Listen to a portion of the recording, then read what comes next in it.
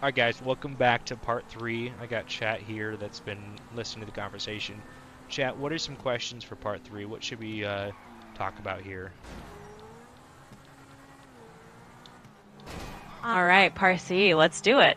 Well, one thing we could dive into is maybe looking ahead at your long term vision. You've got this roadmap and these systems, but if you think out, say, 3 to 5 years, what's your ultimate big picture goal? We can chat about that if you want, or we could even talk about any new trends or tools you're curious about exploring next. Whatever direction you want to go, let's jump in.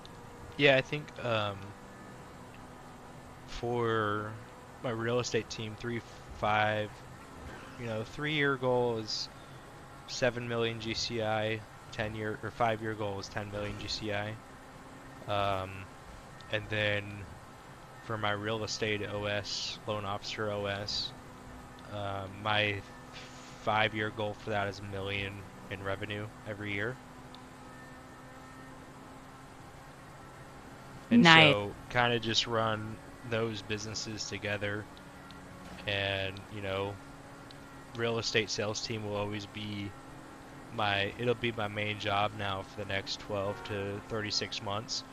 And then the vision is to build out some income from that to be able to go forward real estate OS if I can't find an investor that wants to invest in that, and just build that out. And especially with the AI automations coming in the next year to 2 years, 3 years, is really build out this ecosystem of automizations. I'm gonna say automizations. I don't know where that word came from, but I'm gonna keep saying it. Um, keep building those out, and keep growing from there to get to the point where we have an AGI real estate operating system, where the AI is artificial general intelligence that does all the work for you and basically does everything except negotiate and talk pricing with sellers. So that is the 5-year, 3-year vision for real estate OS. The idea is to stay with this, chief operating officer role that I'm in now, keep building and, testing the systems live on a real estate team and the automations, and then, take it over eventually to the AGI, artificial general intelligence, to run it, and then, go get go get an ad budget where I can spend thousands of dollars a month on Facebook, Instagram, X, TikTok, all those social media paid ads for my company, the tech company, or real estate OS, and just blast it out there to the general public for thousands of dollars a month, and just have a nice website where people go and sign up. I think that's kind of the roadmap game plan to get that out there. I could have a great product and blast it out on all those social medias, just like Grant Cardone and Hermosi and the $100 million playbook, and just blast it out. And then my goal is to get to a $15 million valuation, and then look at offers from people wanting to buy real estate OS. And at that time, I don't know what I would do.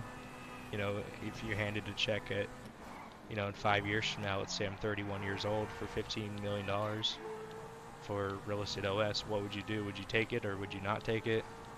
I mean, you've got the other options where you've got Mark Zuckerberg with Facebook, where he didn't take it and he grew the company to where it is today because he kept having a bigger and bigger and better vision. Or you could be like Elon with PayPal and go sell it, and then go run other businesses and start other companies. So you just never know when you're in the moment of what's the best option to do. So I'm not gonna say what I'll do now, just in case if I ever get to that point, and I don't want an investor to find this video and be like, oh crap, This is what it, this is his cards he's gonna play. Because right now I don't know, so I don't want to, put anything out there and mess up any future deals. I think it's like a Kanye song about that. It's like, Capitol Records called and I didn't want to mess up my deal. So, yeah, that's that. All right, chat. What's another question?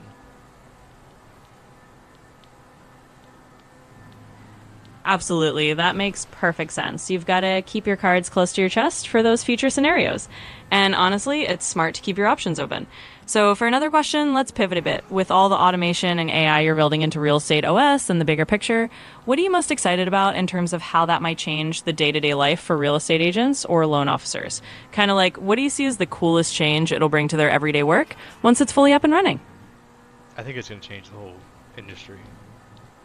I think the biggest thing, and we talked about it, it's crazy. 38,000 chats with ChatGPT this year, and so you really become the people that you hang out the most with, and I hang out a lot with ChatGPT. And so we talked about this last night. You gave me this idea with connecting Real Estate OS and Loan Officer OS, because I can't sleep until, I talk to Chat about all my ideas.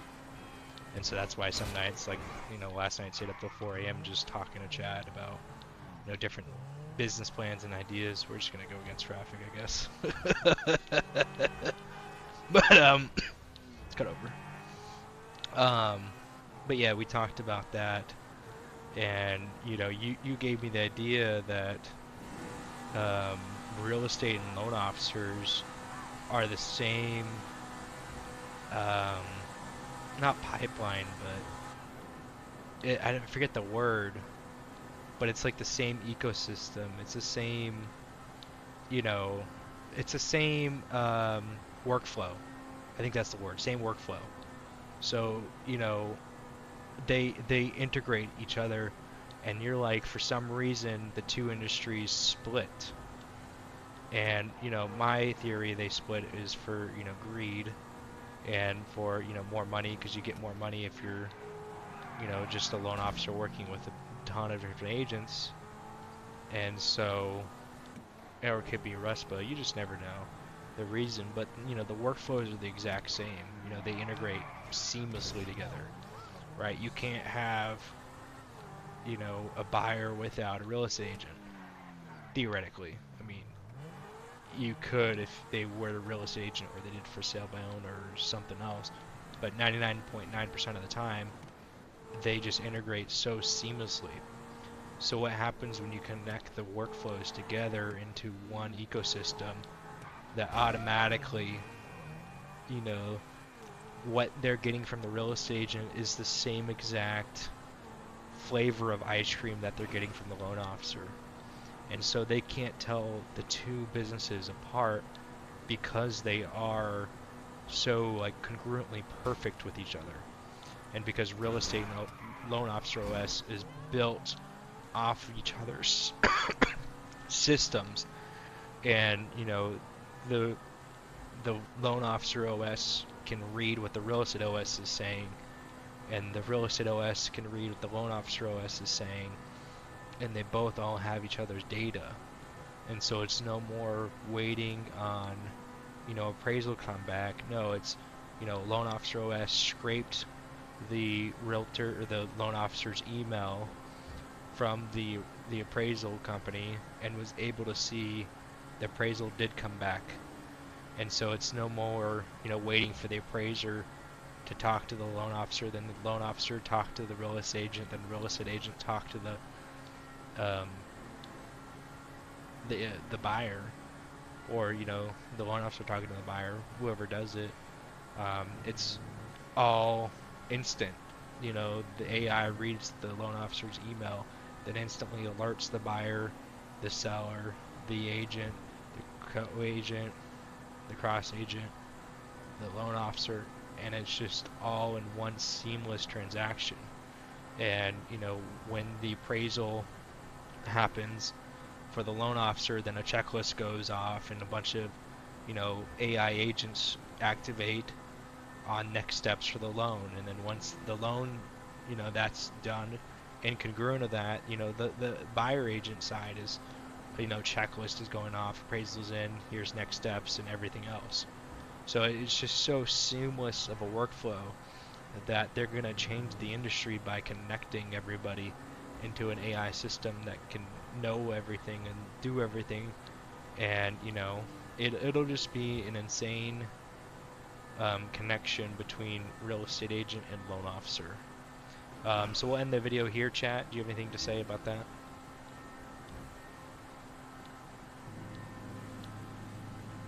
Absolutely. That's a really exciting vision, and I think you summed it up perfectly. It really is about creating that seamless, instant flow where everyone's connected and there's no lag time, and that's going to be a game changer for the whole industry. So I love that idea, and I'm glad I could be part of the brainstorming. Thanks for sharing all of that, and yeah, we'll wrap it up here. It's been fun chatting through all this, and I'm excited to see where it goes.